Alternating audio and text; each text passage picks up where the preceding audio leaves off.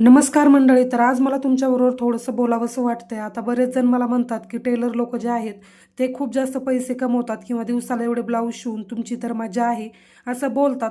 तर त्यांना मला एकच सांगायचं आहे की जेव्हा आम्ही तुमच्या ब्लाऊजचं डिझाईन करतो आणि जेवढे पैसे मागतो त्यावेळेस तुम्ही देता का? त्यावेळेस तर तुम्ही कंजूसपणा करता, हे कमी करा, तिथे कमी करा. मग अशा वेळेस तुम्ही फक्त ब्लाऊजचेच कष्ट पाहता, त्यामागे किती जास्त मेहनत आहे. घरसुद्धा सांभाळायचं आहे, मुलं सांभाळायची आहे, त्यानंतर स्वयंपाक आणि बाकी बऱ्याच साऱ्या छोट्या मोठ्या गोष्टी असतात, ते सांभाळून हे काम करावं लागतं. बऱ्याचदा सर्व गोष्टी आपल्या मनासारख्या होत नाही, कधी शिवणकाम होत नाही, कधी कधी खूप जास्त त्रास होतो, पाठण दुखते, कंबर दुखते, त्यानंतर डोळ्यांवरती सुद्धा ताण येतो. ह्या सर्व गोष्टी आहेत.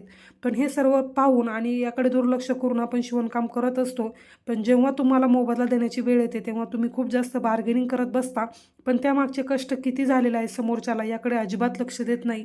तर मला हेच सांगायचं आहे की जेव्हा पण आपण शिवणकाम करतो ना त्यावेळेस